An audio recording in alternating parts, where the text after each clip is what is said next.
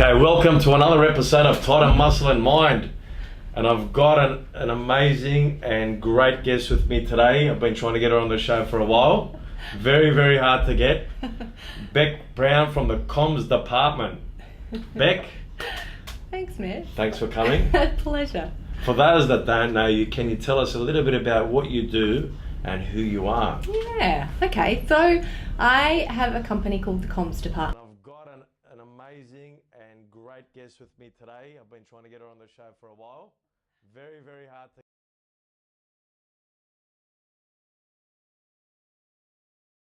Thanks, Matt. Thanks for coming. Pleasure. For those that don't know you, can you tell us a little bit about what you do and who you are? Yeah, okay. So I have a company called the Comms Department, and we are a PR, social media, corporate comms and crisis management agency.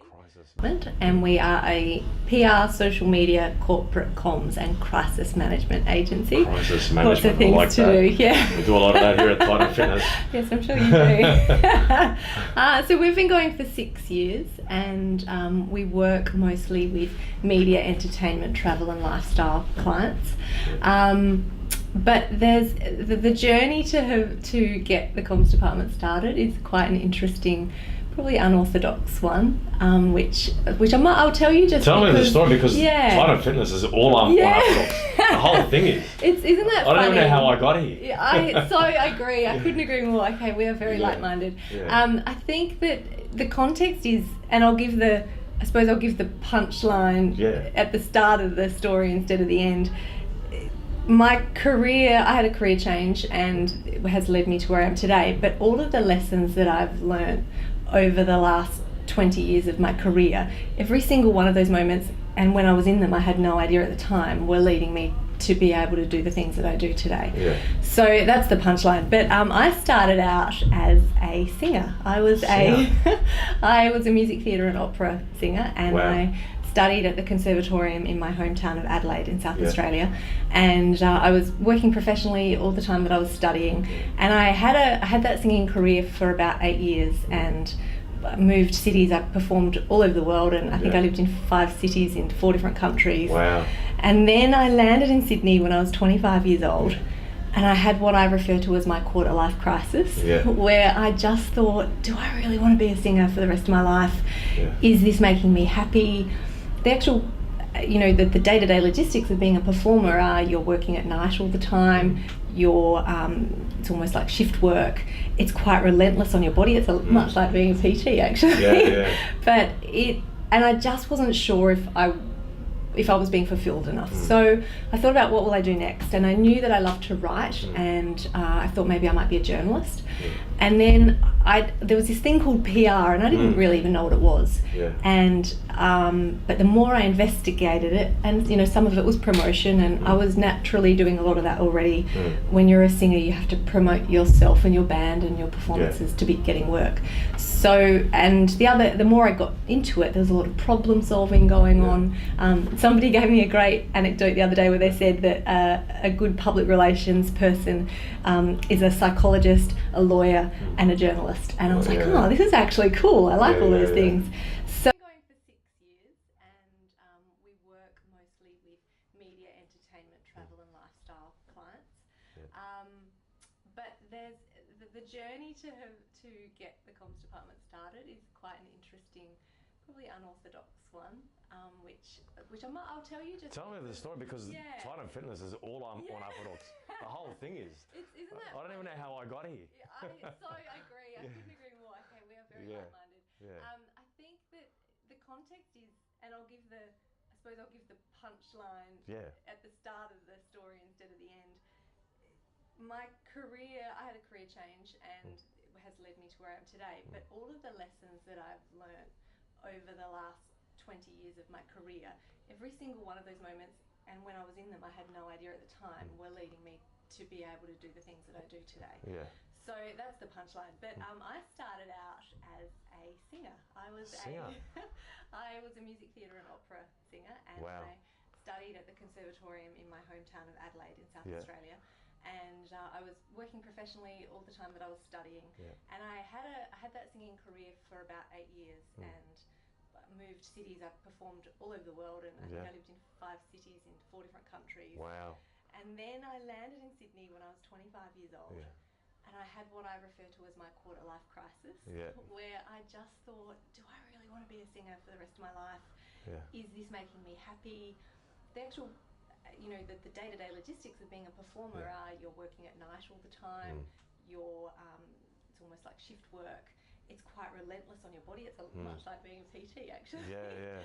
But and I just wasn't sure if I was being fulfilled enough. So I thought about what will I do next, and I knew that I loved to write, and I thought maybe I might be a journalist.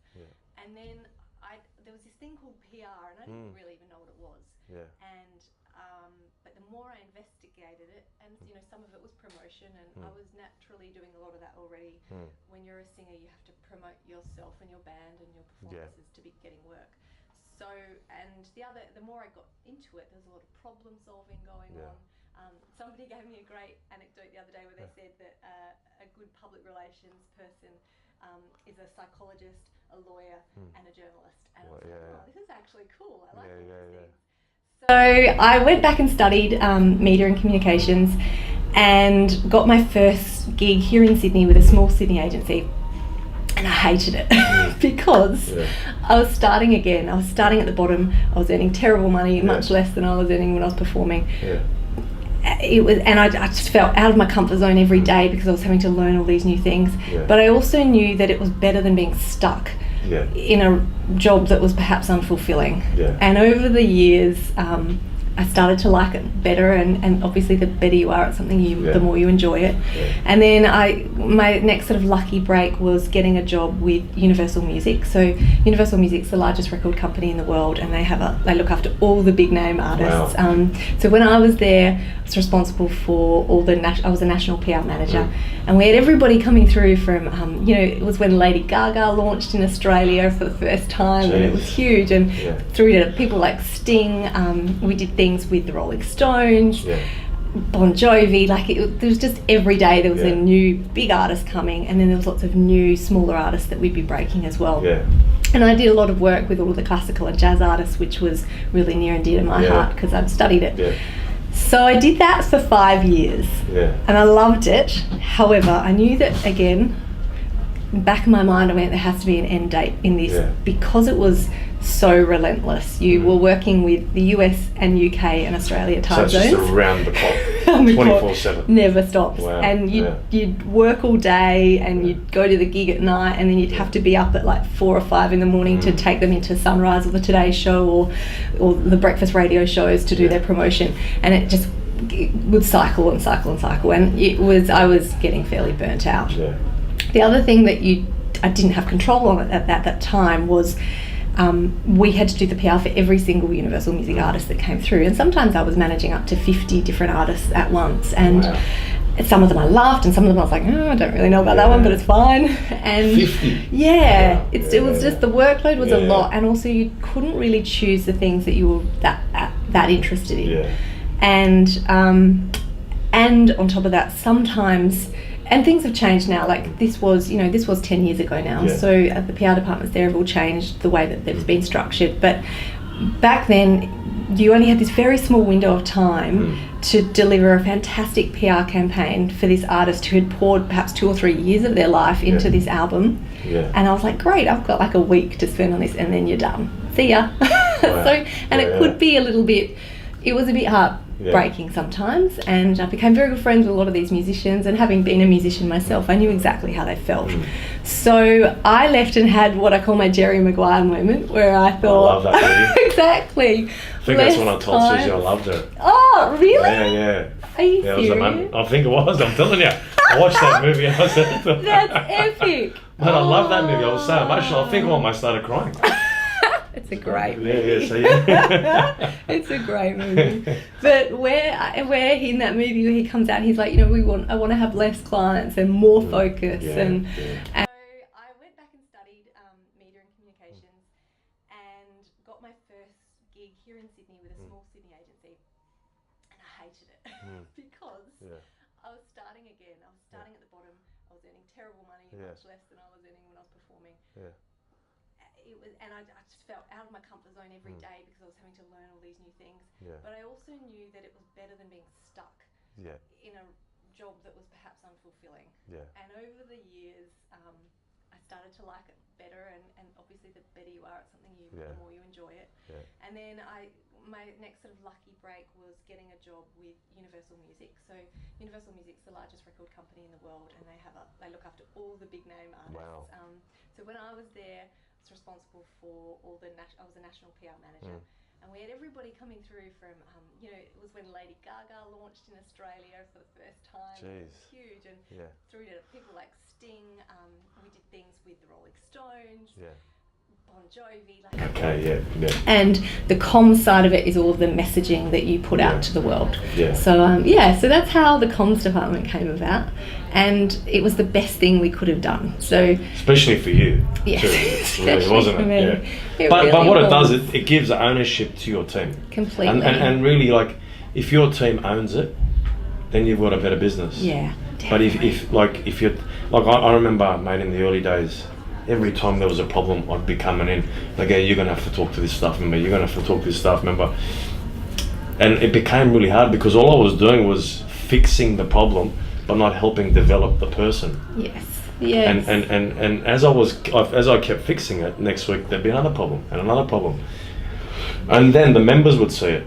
And I remember last year when I sat down, with the challenges. Jazz had gone away. I sat down with it was about 33 challenges, and Shani said, "You're crazy, like, how are you going to fit them all in 1 week?" I said, "I'll fit them in." It was the best thing I ever done, because I got to meet the members that were doing the challenge, but I got to find out so much about them. And what happened at that point was, for me, was like, I said, for me to become really good with my team, I have to understand the people again. I have to understand the people they connect with. Yeah. And then one thing that they said to me was, and I worked really hard, the second half of last year was on customer service and developing the team a lot better. I worked really, really and extremely hard, where it pushed me to the edge. But I'm sweet with that. I don't care if I collapse. Like, I'm cool with that, because I have in the past, so it doesn't really worry me. And it was good because the people within the challenge said there's been a massive change in the feel in the gym. You know, from I don't know what it is, but I knew what it was. I was killing myself. but you know, you seem like you're a lot more calmer than me. Wow. Like, is there, like, do you know, I'm going to take that as it. Oh, that's fascinating. No, do you know, because though, because 3 years ago, I would not have been. The last 18 months have certainly calmed me a lot, and some of that has been the being able to move over from being background communications, where background was answering everything. I've been thinking about the problems to being the comms department where I resigned, and when I did resign, I did it very slowly and said, managing things. I'm here, I'll stay for another 6 months if you like. So I exited quite carefully because I also knew that more strategic about things. Because of the workload. That's a big. The other thing as well is I realised, again, just like they would often some leadership. I can't actually remember what book it was on as well. So I was thinking, if that's done. Consultancy, maybe they'll be able to give me some work, and that's actually how the author was talking about. So I called my little consultancy. We weren't the comms department. We were called background communications, and it was just me moving everywhere. I like background. I wish I kept it like background communications. Why did you team? Well, that's actually. I'm literally just waiting for you to move them. That's a really interesting. It's like a game. It's almost like a game. A lot. Yeah. And they're not really involved in the game. I'm the quarterback telling them where to go. Without me, they don't know where to go. So when I was the other style of leadership, I just thought I've really been working on is just going to be the gardener. I didn't necessarily think I'd have a team. Great garden, and I kept getting off the great work, flowers, and that I didn't want to refuse. They're your team, different plants. So some are big oak trees, some are really precious flowers, some are by year 2 there was cactus 3 or 3.5 of us, and your job is to help them straight away create. I noticed that beautiful garden. Media, each going to their own strengths, each doing their own thing, but working together in harmony as well. Yeah. Even though my team much are prefer highly, that highly one. experienced, and like you said, you're empowering your team to. Yeah. They would all defer back to me, helping them grow. Because and when you step into communications, would have all the answers. So that was, and I kind of went, oh, I don't Just step in. That's not sustainable. It wears you down. So like, that was in the back of my mind. You brought up a point from before the where you get-go. go, And then I wanted that Jerry Maguire a little film way where through, I wanted to create probably about year a 3 smaller group, but I wanted as well. to. I didn't take a holiday the whole time. I get asked all the time, like, what I worked. There was not a day that I wasn't available. I can 7 days a service week for my people business. I thought I much worked better hard than at what I Universal am. Music. Setting If up your I own focus business, more on what I have, you and work create even harder a than massive that. online community that So can watch I us remember and how we taking my develop people. first off email. And I'm lucky that I've got a team now that holiday. can film me. So excited, and I look came at my back journey on and there were what I just a actually do few with the things team. that And the biggest thing, didn't work, that fell over like, while I it was was on, away. I think it was Sunday. Some were a bit 10 critical. came out We had a of few this cranky note. I clients. said, I'm going to sit They were down with the team, only but I very haven't small got things. hours to spend with But them. So I said, so how can many I of them minimise it within would 15 have to 20 been- minutes? What are it 3 wouldn't have things that happened matter the most? had right? the And I client write had down more strengths, trust in the rest of my weaknesses, team, and action for that and the group. rest of my team So, felt more and ownership what happened of was, the business I was sitting down with one of them. to step up and I really said, own their "Man, work. what am I going to do with the work? And This is on the that spot." was when I went, that's it. So I wrote We are down their changing the name. strengths. So I I said, actually "This is what sat I down with think the these team strengths are." for, And then as I was doing it, I said, there was you know your 6 of us weaknesses, by then, they're your sat down and strengths we as well. all So if we can make you decided, stronger okay, on your strengths, what will we we're not call gonna really ourselves? see any Who are weaknesses. we? What do we stand for? And it just happened on the spot. And then I done it with all the of them. comms department came from And- the way and that I we work with our finished all of them, clients like, is we I tend reckon, to you know, 2 we're hours almost like all up the with the whole external team. comms department And it to happened our on the team. spot, yeah. So And all I done we was, okay, this is really the are. action So we work that I with want Australian from Radio the Network. whole We manage group, all of their for you to PR for improve all in their these 10 areas. stations And I around said, Australia, these are the including books, these Kiss are and the Pure Gold podcasts I listen and to. iHeartRadio. Okay, let's catch up next week and see how you're going. Tell me They, something. And it just happened the on way the that we spot. work I with didn't them have is that time. they don't I have had an to make a in-house decision on PR what's team. going to work So we come the in fastest. and And we I really feel get to know like the business and if we I know can them tell you very well and 3 they know us things you've very got to well. work on, it's easier than And telling so you 10 things you've got to they work would on. often just refer to us as the comms And it was, department. it wasn't And really it 3 kind of things. grew like I that. just What told we them to work stand on their for. strengths. So That was comms it. is just communication. Do you know the fact that Communications, you're so So PR is often referred to PR stands in for that you public take the time to relations. communicate to your team, a lot of and people even think if it it stands is for just promotion 15 or minutes, publicity we do a lot of work, bit of mystery all about around it, it, but on it's their internal just public relations, relations, which is the way that you talk to your team. So when we're doing, let's say we're making an announcement of a huge new breakfast show that's happening with one of the radio stations, we'll do a big external announce, so we tell all the media about it, and that's months in the planning sometimes. But we always make sure that at the same time, or before if possible, that internal comms is going out to the staff too, to make sure that they're involved and that they feel cared for, that they know what's going on, that they're not surprised. And I love that you've also, with the way that you've communicated to them, even in that small amount of time, by choosing those 3 things that they can focus on, as opposed to being told these are the 3 things you're terrible at. Yeah, it was nothing. It's great. It was funny because I didn't know what I was going to do. Like I knew what I was going to do, but I got to go with the feel, because I'm one of those guys. I have to go with the feeling. I've got to look at them, and then I have to feel what I'm going to say. Otherwise, if I go with a strategic plan and the feeling's not right, well, they're not going to get anything out of it. So over the 20 years that I've been in the industry and doing what I've been doing, I've learned so much. Is that the same for you? Like, are you continually learning? From the people that you're dealing with, in your team, and obviously the broadcast companies as well. Do you sort of go, like, sometimes I feel like I've got this figured out, I've got nothing figured out. Like, as soon as you think you got it figured out, you lose. So what I continually do is go, I've got it figured out, but I'm going to help them grow more. But it's going to help me grow more. Is like, what do you do? Every day I'm grateful to my team, my clients, my media, my business partners for teaching me lessons. Yeah. Yes, without a doubt, experience is a huge thing. And the great thing about experience is if a scenario comes up and it's similar to something that happened before, you can learn all the things what not to do this time. Yeah. But you can't take a cookie cutter approach to absolutely everything. So, and for us as well, social media 10 years ago as opposed to now, very, very different. So we're always learning and trying new things in that.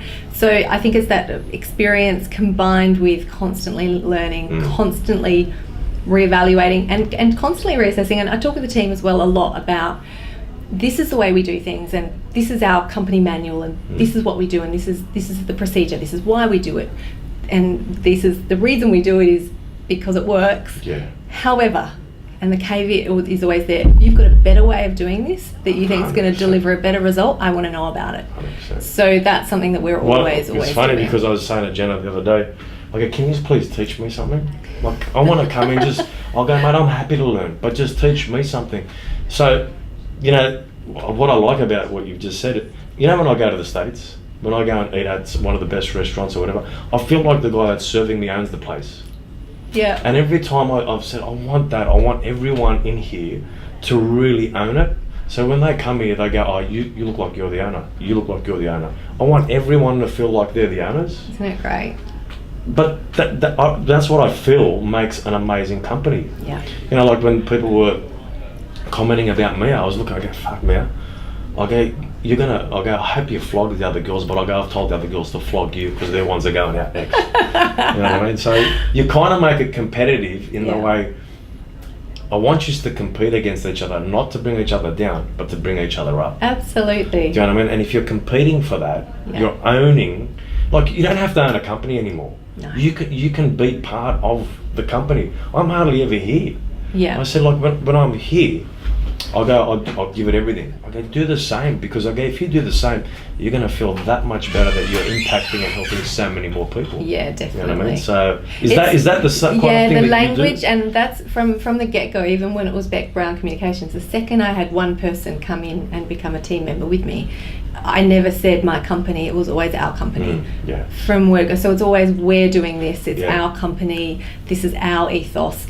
I've never walked, my team are never my staff, they're my colleagues. I've never ever walked into a meeting and said, oh, this is my company and this is my staff, ever. I wouldn't dream of it. Oh, it makes me feel sick thinking about it. But that's the kind of all-inclusive, and I don't do that. I do it for sure. The benefit is that they are all much more engaged and they love the company and they'll work harder, and you know, that's a great result for the company. But that's not that's a byproduct of why I do it. At the end of the day, like, I want a great, fun work environment. I want a nice, nurturing work environment, and you can't get that if I'm the boss telling everybody what to do. I would much rather be working collaboratively and with people, again, who teach me things. Like, I love when my colleagues are teaching me things. And the biggest thing as well, like when you're running a company, you want your team to make decisions when you're not there. Absolutely. Like, be confident. You own it. So make a decision on what you feel is the best for the brand. Do you know what I mean? And you're part of the brand. You're an extension of the brand. I'm an extension of the brand. I said, we've all got the same job here. I go, we all work for Titan Fitness. I go, I'm no different to you guys. I go, I might have a little bit more experience. I go, but why don't you just draw upon that experience? Like, come at me and say, Mets, I've got a question for you. I want to get better in this. I get excited when people go, can you teach me something? I think the best thing anyone can do in life is teach someone else something that they've learned. Because then they feel like they're empowering something that's much bigger than them. Absolutely. Do you feel that the same way with your team? Definitely. And it's, you know, that's where experience is great, in that, you know, people who are a bit more experienced can teach, but often if you're a little bit older, you might not have grown up with the same technology, therefore absolutely the younger members of your team are going to teach you things. So it's always that give and take, and just a fresh perspective as well, because sometimes you can have your blinkers on and get a bit stuck going, this is why we do it, this is why we do it, this is why, and then to have somebody question you, that's the other great thing. And it's hard for your ego sometimes to be questioned all the time, and you're like, oh, what, can't you just accept what I've said? But then you go, oh, hang on, this is great, it's good that you're questioning it. Exactly, there's a reason they're asking this question. Maybe I'm not being clear enough, maybe what they're actually asking is absolutely right, and we've done that wrong, and maybe we should fix it. So that being open to learning all the time, it goes two ways. You have to be confident enough to stick with what you know and what you're doing. You can't always be changing tack all the time, because that's really confusing for your team as well, and it's time consuming, and you can't. I think it's more about saying, this is our general goal, and if we're going like this, changing tack a little bit with decisions along the way by things we're learning, that's fine. But you can't be that wide. You have to be about this. 100%. I believe the same, because in 2018, one thing I said was, I can't be the same as 2017. Like, that's what I do, right? I'm not too sure if you do the same thing, where you start the year. And one thing I said in 2018 was, I'm going to be very decisive about my decisions, and I'm going to own whether I fail or I succeed. Either way. What a great, that's a Either great way, I don't really care. goal for the year. You know what I mean? That's huge. And I started making decisions, and they worked really well. And they were very confrontational. No one likes confrontation, but I had to do it. Change is hard. People don't like change. You know, it's difficult. Well, for me, I had to go, are you going to aim up, or are you just going to talk? You know, you're going to talk shit to yourself. You know, that was a self-talk to myself. Yeah. And I said, well, if you're going to keep doing what you're doing, how do you expect to get better in 2018? Yeah. And I think you got to give yourself that accountability against yourself as well. Because a lot of the times I could say, you know, Beck, we're working together, this is what I want you to do. But then you've got to take ownership of going, well, I'm going to do it, but I'm going to do even better than that. Yeah. Do you know what I mean? And I think a lot of the times, you know, I see a lot in society where, and you hear it a lot. Like I was talking to one of the girls the other day, and they said, how were you at sport when you used to play when you were younger? I go, man, I was a sore loser, mate. I hated losing. I go in sport now. Well, I don't care because I'm older now. So, but I just hated losing because I always wanted to win, and then I kept thinking back in my head. I go, well, I want the best gym in the world, and to have the best gym, I need a team that can connect with people better than anyone else. So then when you reverse engineer that, you go, well, what kind of a person do you have to be now to your team? And so I said, well, I've got to go harder this year on becoming the best version of myself to make them superstars. Yeah. And we got different WhatsApp groups where we call them superstars and all these different names. And so when I done that, I go, well, this was in January, and I sat down with everyone. I said in February, I've got to push them harder. I'm becoming better versions of themselves. But I always use myself within that. I go, I'm happy to fail. Yeah. As long as we're working together on getting you to a better place as well. And every month now, when I go into a new month, I go, Mets, you're not doing enough. Like, I think we've done 50 videos last month. And I said, I've got to do more, but not that I'm trying to hammer myself.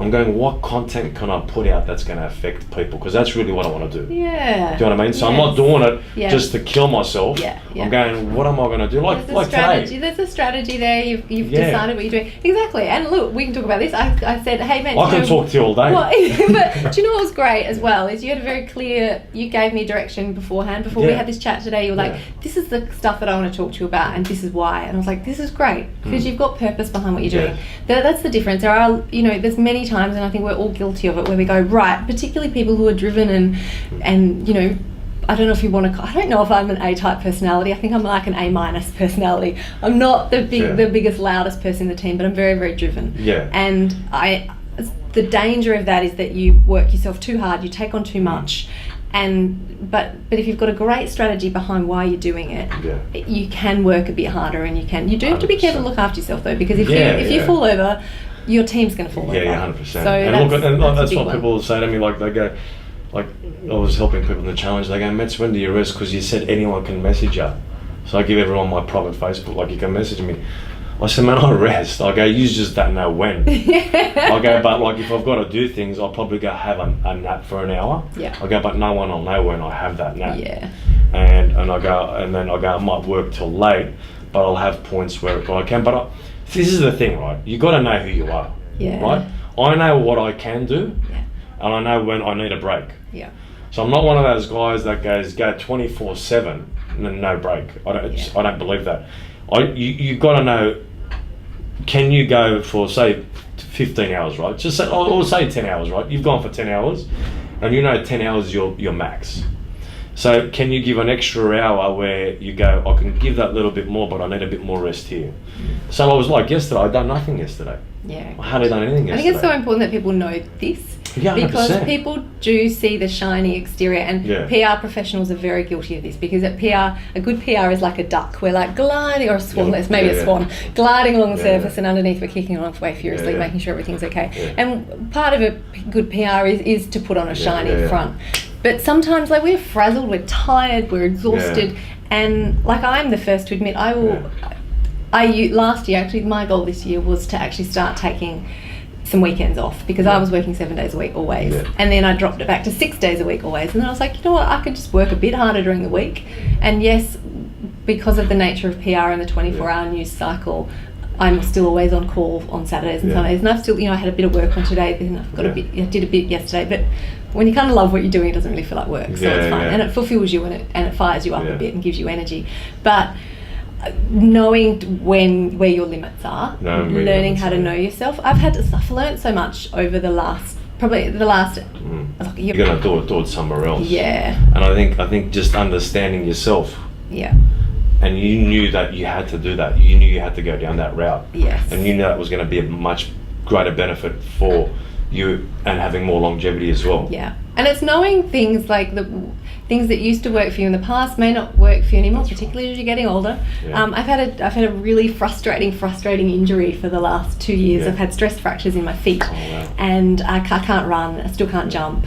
And this is somebody who would run all the time and was always I can't believe it, but I miss burpees. I can't wait to do a burpee one day. But I've had to completely change the way that I train, and thanks to Mia, she's been very patient in guiding me through that. But you have to adapt, and I think the best business people, the best people in general, are people who are resilient and people who are adaptable. Yeah. And if you can be both of those things throughout your career and throughout your life, everything just becomes a lot easier. 100%. I feel like, because the business has gone much bigger, there's so many more departments, and I'm responsible for so many more things.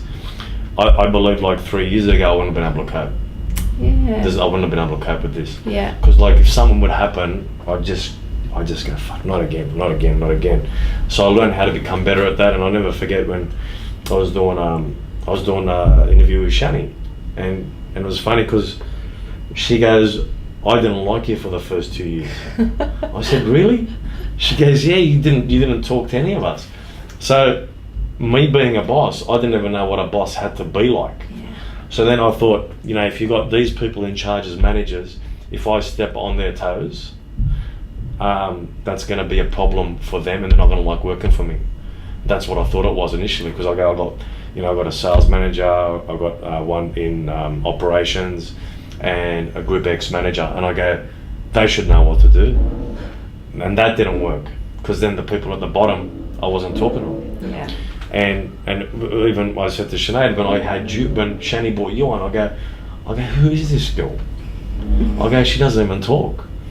And then at that point it was like, you don't know your team. And I didn't like that. I didn't like that I didn't know the people, because when I first started, I was working at the front line. Yeah. Okay, you got to know your whole team. And then when I started connecting with, like Shani sends me messages still, we're going to have coffee on Tuesday. Our relationship's unbelievable. It's the best relationship I've had with someone. And she said to me, the year before she left, like a year and a half, she goes, my relationship with you was unbelievable, and you taught me everything. And so that made me really excited that I was able to do that. But I didn't know what a boss had to be like. No. That's the truth. Like, no. I'm not lying. I didn't know. I just thought. And that's so common. Nobody knows these things when you're starting. Was it I had no idea what I was doing, and I still don't. And that was the other. When I was very honest with myself around that change over time 3 years ago. It was 2 years ago from Beck Brown Communications to the comms department. Yeah. I knew in my heart of hearts that I was not. I just wasn't ready to be truly leading a team. I could manage a team, and I was used to managing people from my previous jobs, but to truly lead a team where you care for them as human beings and not just employees, it takes skill and time, and you need to know who you are very carefully and very strongly before you can then, it's like that oxygen mask analogy, where you've got to take care of yourself first, you've got to know yourself first, and then you can help the rest of your team. 100%. And until you know those things, and it was great, but and then that is that period as well where I needed to empower my team to be able to do more of the client work, because before I was trying to do all the client work and run the company and do all their staff development and do all of the things that come with running a company, and that's why I was working 24/7, and it was crazy. So I've had to step back from the client work, but very, very slowly, so that our clients still feel very safe and happy, and that they know their work's being done at the highest level. And to then carve out some hours in the day to be doing the leadership stuff, the management stuff. I feel like we've got so much in common. We do. I was going to go into talk about you know, like some of the clients you got, like Kyle and Jack and all that kind of stuff. But I go, you've pretty much covered everything anyway, like within how you run your business. And I think there's so many similarities on how we run our businesses. And I think I got to take my hat off to you because I know you're doing it the right way. Like from what you've told me, I know like it's not about you doing it the right way. I know you're going to get better. That's the exciting. That's the truth. I feel like you need to allow yourself the room to grow, and that might not necessarily mean grow with, you know, thousands of staff and hundreds of clients, all those things. It's more about being able to grow as in get better and get better and get better. Yeah. And I think that's when I very first started working, I wanted to do two things. I wanted to promote people, ideas and products that I was truly passionate about and believed in, and I wanted to work with great people. And my definition of great people, whether they had to be authentic, they had to be creative and smart, and they had to be kind. That's a really big one. I want nice people. And the final one is that it's all about them valuing me just as much as I value them. And that's with my staff, but that's also with our clients as well. So our sort of ethos is to do great work, and that's promoting things that we're passionate about with great people, which are all those things that I just talked about. And every day, if you've had a bad day or whatever, I'll come back to that and I'll go, at the end of the day, have we done great work with great people? Yes, tick, done. We're actually okay. We're on track. And tomorrow we're going to do it a bit better. For me, like even with the team, I go, look, and this is the truth. Okay, if there's a staff member that's no good for the gym, you get rid of them. We get rid of them. And it's not. You know how they say the customer's always right? Not in the fitness industry. No, that's not true. That's not in the fitness industry. You know what I mean? Terrible thing. And especially here Very because well, I say to the girls, like, if you've got a problem with someone and you've had a problem for months, tell me. Mate, I'll go, I don't care about the money. I'll go, that one person's going to affect our business, but that one person's going to affect your job, and you're not going to give 100% when you're here, and you're not going to like your job. Okay, but if you have members that walk through that door and you're happy, I'm telling you now, the members are going to be so much happier because you're happy and you've just got rid of someone that wasn't good for the place. Yeah, absolutely. And like not many gyms will do that. You have to make those tough decisions sometimes. And you know what and this is what I do. And that's why I don't mind people not liking me, because they know the decisions come from me. You know what I mean? And I go, I'm sweet with that because I know I'm doing the right thing for you, I'm doing the right thing for the business, and I'm doing the right thing for myself. And if people don't like me for that, I'm sweet with that. Yeah. As long as I know I'm doing the right thing for everyone else. It's that. Did you always have that mentality where you were like, I don't care if people don't like me? You know what? You know, Rockville, we kicked out a lot of guys. Yeah. Right. And you don't kick out good people. You kick out people that are bad for the people. And early on, my brother, you know, he used to always say, like, tough love from my brother. He's 10 years older than me. And there was no pats on the back. They goes, don't feel sorry for yourself because no one else is, right? So for me, I was kind of lucky because if I had the pats on the back, maybe I probably wouldn't have been the person I am today. But then I probably would, you know, if I had the pats on the back, maybe I wouldn't have had the empathy I have for my staff. So I look at all of those things as a massive positive for me, and to come from where I was dealing with the people that I was dealing with. When you're younger, you can deal with that confrontation a lot more. As you get older, you don't want to, but you have to. And so the biggest thing about communication is confrontation. And confrontation as small as, you know, one of the girls, look, I didn't like the way you done that. Let me show you how and why, and this is why we do this. Because I go, if you let your team member go, and that gets bigger, I go, it's going to make your relationship with them worse. Yeah. And I go, so, and when I sat down with the team, I said, what are the three things that affect you guys, right? And I wanted to find the common denominator in all of them.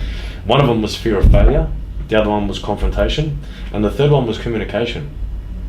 And that was the common denominator in all of them, right? Isn't that amazing? So I said, what are you fearing of failing on? I go, like, mate, don't ever fear failure, because I go, it's going to stop you from doing anything that's worthwhile becoming, right? And I said confrontation. I go, guys, you have to confront yourself. You have to confront the people around you if you're not happy. I go, even if it's me. And I go, with communication, Okay, that's got a lot to do with confrontation. Because if you want to be a good communicator, you have to confront problems. And so when we had that open discussion, they started improving. And what I noticed was when I was giving too many pats on the back, they started getting complacent. So what I do now is I'll give you a pat on the back and I'll go, this is what we've got to work on in the next week and get better at. Rather than just giving you the pat on the back and go, you've done well. I'll go, look, that you've done really well, but this is what we've got to work on. Let's work on it together. So I've had to learn a lot of those skills as well. And that was probably in the last 6 months. Yeah. So I had to continue to learn new things. Interesting. With the communicating thing is incredible. They say that the human mind, for every good thing that you've done, you need 7 of them, like 7 well dones, to 1 bad one. Okay. Because of the way that your mind remembers things. So you might have complimented somebody 5 times during the week on doing a great job, but you pull them up on one thing, and then you go at the end of the week. So what happened? Oh, it's terrible. They put me up on this thing. What about the other 5 things? No, it just doesn't register, and we all do it. We're all guilty of that. It's just a human thing. So you're right. I think it is that always.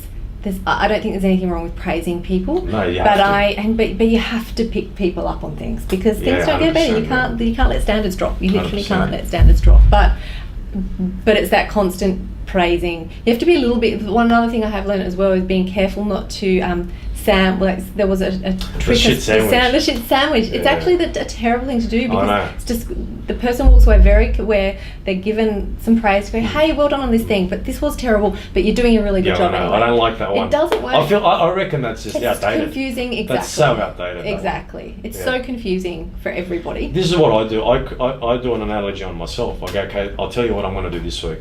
This is where I think I went pretty good, but I know I've got to work harder at it. Yeah. That's it.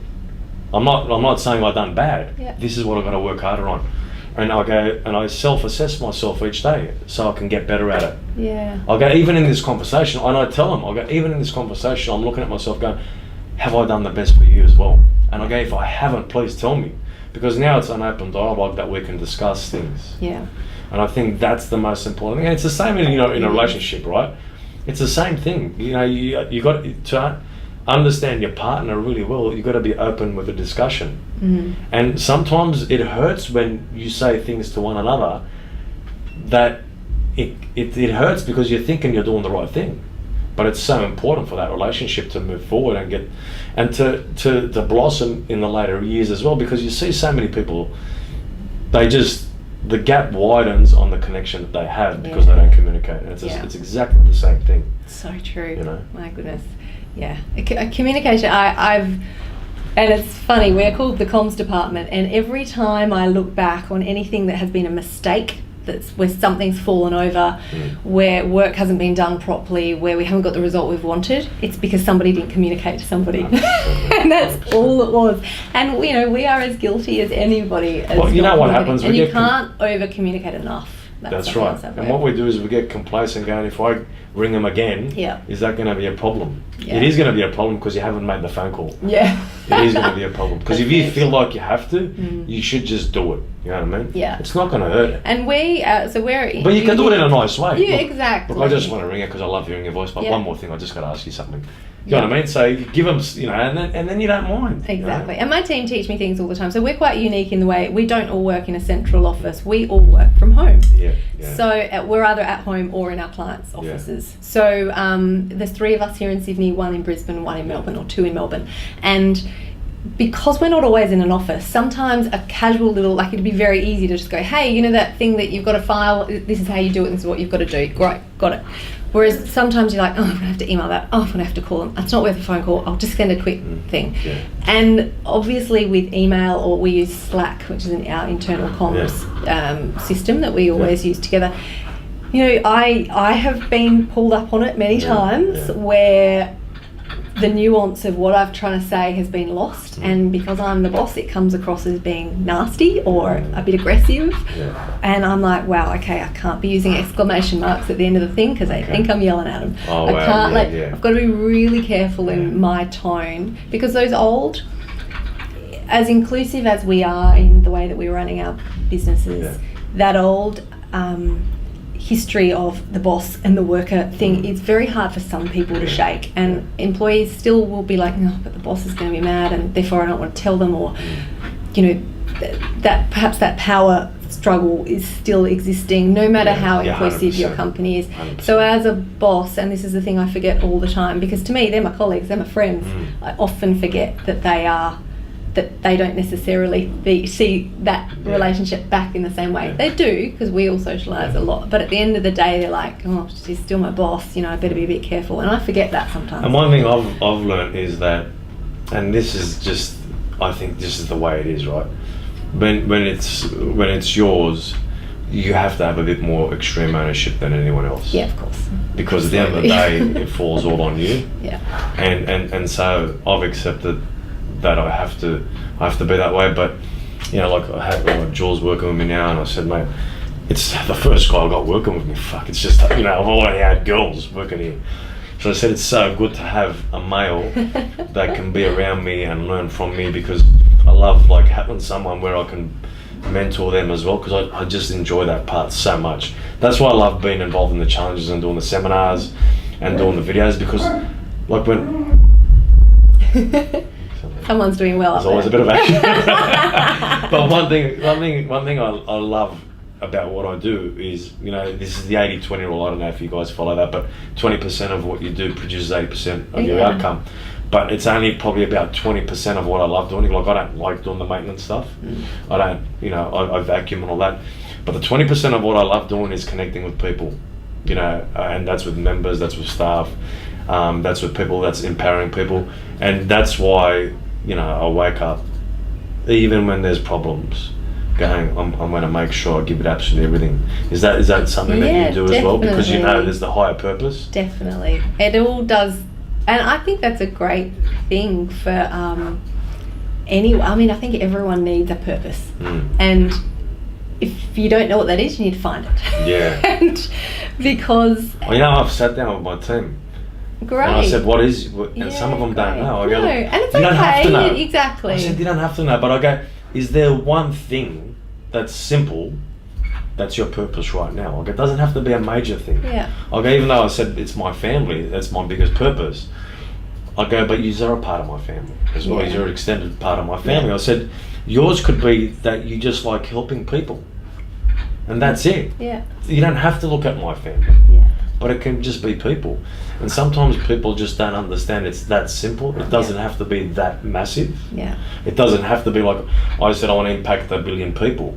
And that's going to be extremely hard. But I know it's going to happen if I work hard enough through like using what we do with digital and helping people within the challenge and doing the seminars, but helping my team help people, where over the course of a period of time where this connection here might help you help more people. Yeah, absolutely. It doesn't have to be me individually with each person. Absolutely. And that's why it's having all those touch points, isn't it? That's it's right. like why you never know what this single social media post that you put up, how that might affect lots of different people, might have how this podcast is going to affect the way that you smile at somebody on the street today. Those tiny little things every day all add up, and there's this ripple effect that goes out into the world, and I absolutely believe that. I've had a tough week, right? So it's been busy. You've had a tough but you've made it absolutely amazing. Oh, no, that's the truth, honestly, thank because you know why, like, you it's Sunday, right? And not everyone, will do this on a Sunday, and you only do it because why? Because I knew there was definitely something I was going to take out of this, and I could have been a little bit tired. But I say to the team, I go, mate, sometimes I come in, I don't want to do nothing, and I do fucking heaps. Yeah, exactly. And then I look back at it and I go, fuck, that was great. So I'm sweet feeling like I don't want to do nothing, because I know when I feel like that, I'm going to do heaps. Do you know, that's the other thing as well, and that's that coming back to knowing yourself. Because I, at various times in my life, could get quite crippled by, I'm not going to say it was depression, but it was somewhere between anxiety and depression. And I would get crippled. I reckon I had that too. Yeah. Honestly, I reckon I had that too. And it really affects you, because it paralyzes you to being frozen with indecision, and you don't know what to do, and you're like, and then you kind of feel very overwhelmed, and you think, there's too many things to do, what should I do? I'll do nothing. And then after a while, sometimes maybe that was even why I was pushing myself, just because I would just keep going so that I wouldn't just for the sake of doing it. Yeah, just so that I wouldn't have to stop and think, perhaps, and go, oh gosh, am I okay? But then on days where you'd have off days or tired days, I've had to learn to go, that's actually okay, because you're a human being, you're 100%. allowed to have an off day and a tired day. 100%. It doesn't mean you're about to fall over into depression and anxiety. As long as you accept it. As long as you accept it. And then the next day you wake up and you're like, yeah, what was I thinking? Of course I'm fine, and we're back, let's go. That's right. So it's that constant accepting, because we have so much, try and have so much compassion and empathy for your team and for everybody around you, you've got to give some of that back to yourself sometimes. 100%. And I think we all forget that. And after the 100%. week you just had, I think you need a lot of that. I had to go in front of the mirror and say, Mets, you love yourself. No, my kids tell me that already. This is the good thing about having kids. They go, Dad, geez, you love yourself. That's what I'm telling you. And you start cracking up. And They're good teachers. And they'll watch a video and they go, you're terrible in that. So it's good having the kids around. And then I ask my niece, I go, was I that bad? No, he goes, if my dad was on video, I'd tell him the same thing. It's just because they're your daughters. Because initially, mate, they were hammering me, the kids. Thinking, why would you say that? Why would you do that? Why would you write that post? And I started thinking, then my wife would go, why would you listen to him?